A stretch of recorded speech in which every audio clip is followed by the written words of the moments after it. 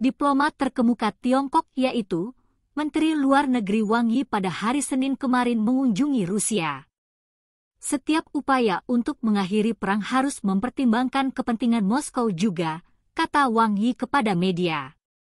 Sebagai sekutu dekat Moskow, Beijing selalu dituduh mendukung Rusia secara tidak langsung selama perang Rusia-Ukraina, namun hal tersebut selalu dibantah oleh pemerintah Tiongkok.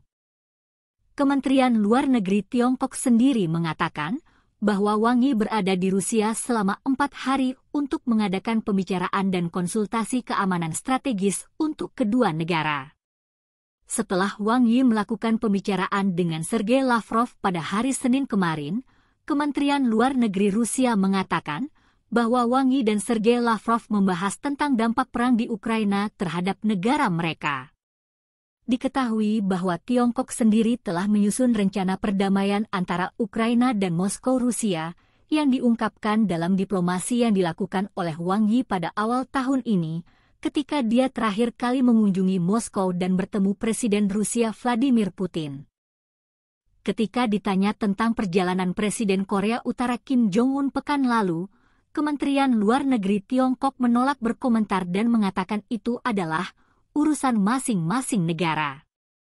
Namun beberapa analis percaya bahwa dukungan timbal balik antara Korea Utara dan Rusia terjadi atas sepengetahuan atau bahkan persetujuan implisit Tiongkok, mengingat hubungan dekat Beijing dengan kedua negara lainnya. Hubungan tersebut melampaui ideologi sosialis dan ketidakpercayaan mereka terhadap AS dan Barat. Beijing sendiri telah lama menjadi penyambung perekonomian Pyongyang melalui perdagangan, dan pada tahun lalu, Beijing juga mulai menjadi milik Moskow melalui peningkatan pembelian minyak dan gas Rusia. Tiongkok diperkirakan ingin mengakhiri perang antara Ukraina dan Rusia sehingga dapat memperbaiki hubungannya dengan Eropa. Tiongkok juga ingin memisahkan hasil dari perang tersebut dari menentukan siapa yang harus disalahkan atas perang tersebut, karena Tiongkok bersimpati kepada Rusia, ujar Rory Daniels, Direktur Pelaksana Institut Kebijakan Masyarakat Asia.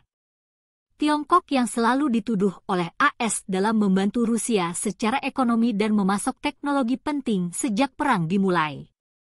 Karena menurut laporan intelijen AS yang dirilis pada bulan Juli lalu, mengatakan bahwa Beijing mengupayakan berbagai mekanisme dukungan ekonomi untuk Rusia yang memitigasi dampak sanksi Barat dan kontrol ekspor.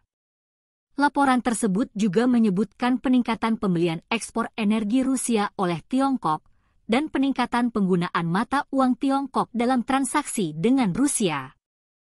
Tetapi Tiongkok secara konsisten telah membantah semua tuduhan tersebut dan menegaskan pihaknya tetap mempertahankan posisi objektif dalam perang tersebut.